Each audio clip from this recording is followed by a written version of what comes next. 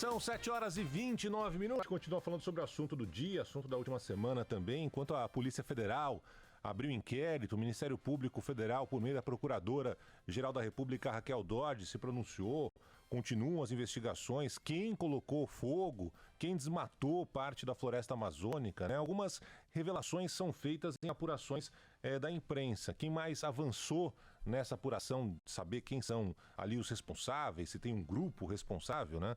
Foi o repórter Vaci Matias, do Globo Rural, que está na cidade de Novo Progresso, município que fica no Pará.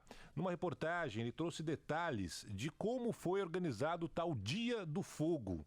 A gente falou sobre isso ontem aqui, né? Esse Dia do Fogo foi uma combinação ali de algumas pessoas num grupo de WhatsApp que provocou, logo na sequência, o recorde de queimadas naquela região de Altamira, no Pará.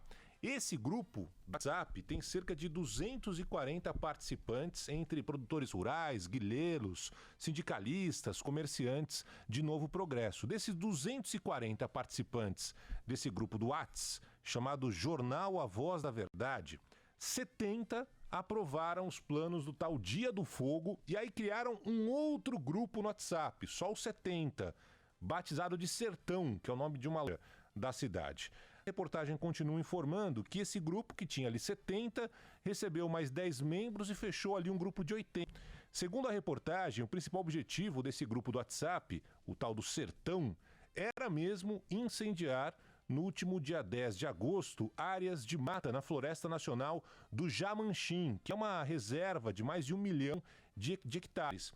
E ali o pessoal teve acesso à troca de mensagens, algumas ordens, como primeiro se desmata, depois vem o fogo. E aí, esse pessoal teria contratado peões de outras áreas da própria Amazônia, até do Nordeste, ou seja, não foi definitivamente uma ação improvisada, tudo foi planejado.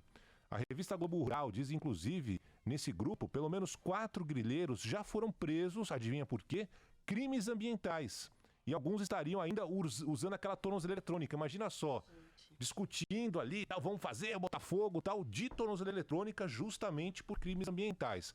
Aí chegou no dia 10 de agosto, o tal Dia do Fogo, vegetação seca, né? A gente sabe que nessa época do ano a vegetação fica assim, é mais fácil pegar fogo.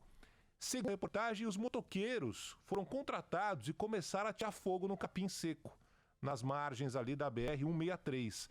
A mesma ação foi realizada em Altamira, que é a cidade recordista agora em desmatamentos, queimadas no Brasil. Tem um detalhe que os moradores da própria cidade informaram que chegou a faltar óleo, o óleo que é usado para untar as correntes das motosserras. Nossa. E facilitar a derrubada das árvores, aquelas maiores, né? E tudo isso, toda essa ação desse grupo, tal Dia do Fogo, vamos conversar no WhatsApp, tal 80 pessoas, tudo isso aconteceu mesmo depois do promotor Gustavo de Queiroz Zenaide, do Ministério Público Local, ter alertado para essa ameaça num ofício enviado ao IBAMA. Ou seja, tinha ali pelo menos um ente do Estado brasileiro, alguém ali foi responsável para dar o alerta. Ó, algo de estranho pode acontecer por aqui, mas não adiantou nada.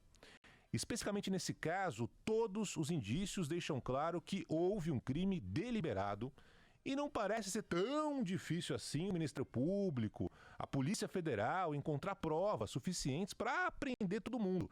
Tem um detalhe hoje que a gente está acompanhando aqui no noticiário, vindo dos Estados Unidos, né? A Agência Espacial Europeia, ou melhor, na Europa, perdão, a Agência Espacial Europeia, não é a NASA não, é a outra agência da Europa, alertou que os índices da região da Amazônia foram quase 4 vezes superiores aos incidentes registrados no mesmo período em 2018. Estou lendo aqui o Jamil Chad. Dados de satélite mostram que há 4 vezes mais incêndios este ano na comparação com o mesmo período do ano passado. Além do Brasil, partes do Peru, Bolívia, Paraguai e Argentina também foram afetadas, segundo esse comunicado oficial que foi anunciado hoje. Ou seja, nesse caso específico dessa constatação feita no Pará, nada, absolutamente nada foi feito de forma ultra secreta. Tampouco se tratou de um surto psicótico, né? Foi tudo premeditado, organizado, um bando criminoso, alguns com antecedentes, inclusive, que não se preocuparam em se esconder, acreditando na total ausência do Estado. E foi exatamente o que aconteceu. Então, enquanto prosseguem as investigações no outro campo de combate às chamas, sabendo ali o que está acontecendo, não está acontecendo, a Polícia Federal, tal. Ontem à noite, o ministro da Defesa, Fernando Azevedo e Silva, afirmou que a situação dos incêndios na Amazônia está sob controle e que o governo está atuando para debelar, para acabar com o problema. Não é o mesmo discurso dos 9 governadores da chamada Amazônia Legal, essa área gigantesca que não inclui só os estados do norte, né? Hoje, esses governadores se reúnem com o presidente Bolsonaro em Brasília. Seja como for, se está controlado, não está controlado, o que finalmente a gente viu foi uma ação mais efetiva. Ontem, pelo menos 6 aviões foram utilizados no combate às chamas, 2.500 militares, brigadistas, o pessoal do IBAMA, finalmente começaram a trabalhar nessas matas que estão sofrendo já há mais de uma semana, né? Enquanto isso, no campo político, continua ali a troca de farpas entre o presidente Bolsonaro e o presidente francês Emmanuel Macron.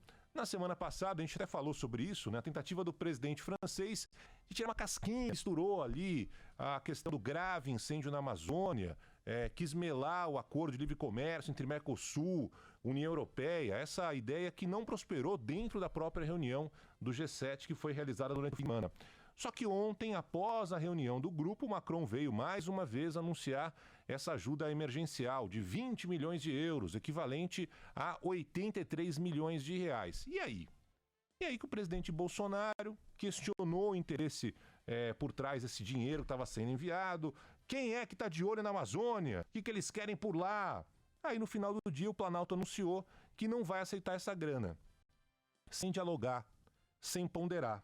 Absolutamente nada. Não precisamos desse dinheiro. Cuidem da floresta de vocês, disse inclusive o ministro Onyx Lorenzoni.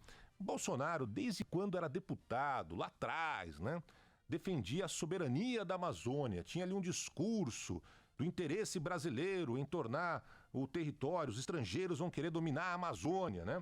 É evidente que se trata de uma preocupação mundial, não só do Brasil. Afinal de contas, o desmatamento na Amazônia tem relação com a emissão de gases e impactam do efeito estufa ali, né? E impactam diretamente no aquecimento global.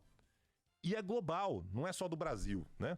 E aí também tem uma questão política interna da França, da Europa. Os partidos que estão ligados a questões ambientais estão crescendo por lá. E aí é de direita e de esquerda, hein?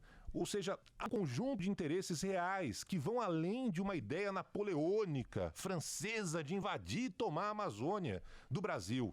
Porque se fosse assim, o Brasil, por exemplo, não deveria aceitar a ajuda de Israel, que está enviando 300 toneladas de um produto químico ali, que dizem que faz um efeito no combate às chamas. Mais brigadistas também, como Israel já tinha feito, felizmente, na tragédia em Brumadinho, no crime da Vale em Brumadinho, ajuda super bem-vinda de Israel. Não deveria aceitar os aviões enviados pelo Canadá.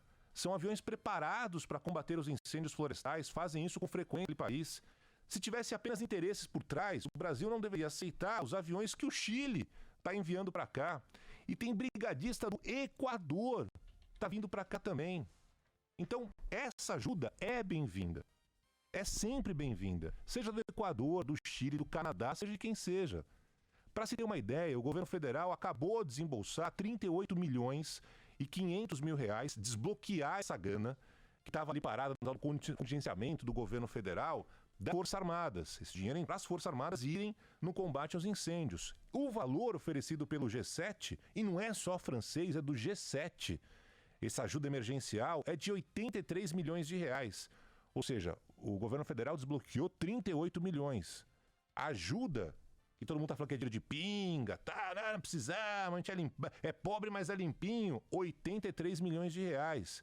Um valor que não pode ser recusado, a não ser que tenha ali uma cláusula, aquelas letras miúdas dos contratos, e aparentemente não tem. Ou seja, o governo brasileiro mostrou negligência, desconhecimento, irresponsabilidade, desorganização, sem falar na incapacidade financeira para lidar com um assunto tão importante, de tanto interesse nacional e mundial, como é a preservação da Amazônia. E para tentar esconder isso, acabou reforçando essas ideias da soberania, a Amazônia é nossa, vamos junto, né? Só que mostrou soberba. Até agora é isso que a gente viu. Então, deveria mostrar a diplomacia, a sobriedade que o próprio presidente falou no discurso sóbrio, de óculos ali, Clark Kent, que fez a sexta-feira passada, né? E se tiver alguma linha pontilhada, algo que não se viu, vai lá, negocia, pondera, argumenta, é um termo que interesse aqui ao país, sem essas picuinhas pessoais que a gente está acompanhando nos últimos tempos. A gente vai voltar ao longo dessa manhã aqui, esse assunto aqui na Band News FM, essa recusa da ajuda do G7 para a Amazônia. A gente volta em instantes.